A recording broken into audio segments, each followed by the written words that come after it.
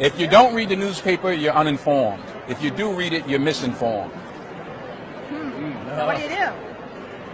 That's a great question. What is the long-term effect of too much information?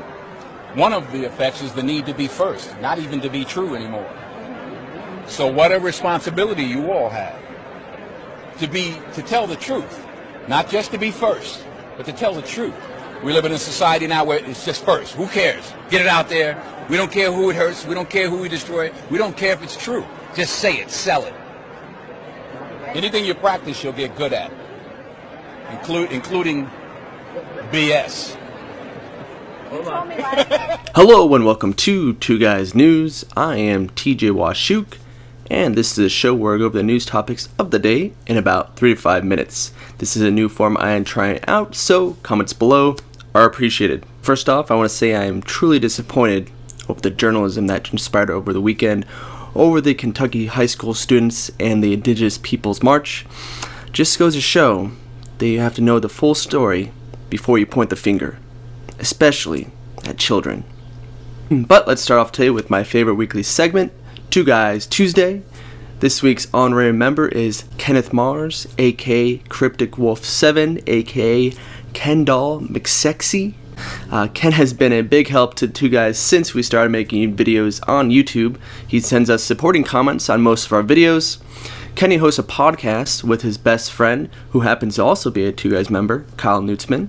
Their podcast is called Chocolate Swordfish, and they cover all things entertainment, movies, comics, manga, anime, video games, etc. I will put a link to Kenny's YouTube in the description down below so you guys can check it out. Now let's get into the news. Some U.S. police departments are dropping their body cam programs due to high costs.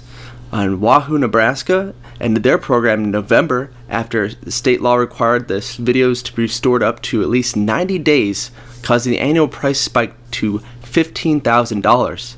A big cost for the force of 5 officers. In Arlington County, Virginia, the police department decided to not use their body cam after their pilot program revealed an estimated annual cost of over $300,000. Jim Pascoe, executive director at the National Fraternal Order of Police, said in a statement, "The easy part is buying the body cameras and issuing them to officers.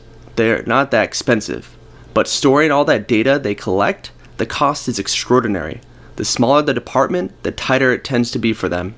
Of the 1,800 departments that have reported a fatal officer-involved shooting since 2015, nearly 1,300 were smaller departments with 50 or fewer officers. Approximately half of the nation's 18,000 law enforcement agencies have some type of body camera program, with many still in the pilot stage. Some outfit patrol officers with the cameras, while others require everyone to wear a camera, including the police chiefs. Now, there are no government agencies or industry groups that track the number of departments that have ended their body camera programs. Today, the U.S. Supreme Court allowed the Pentagon to restrict military service to transgender individuals, while the Trump administration policy is litigated in the lower courts.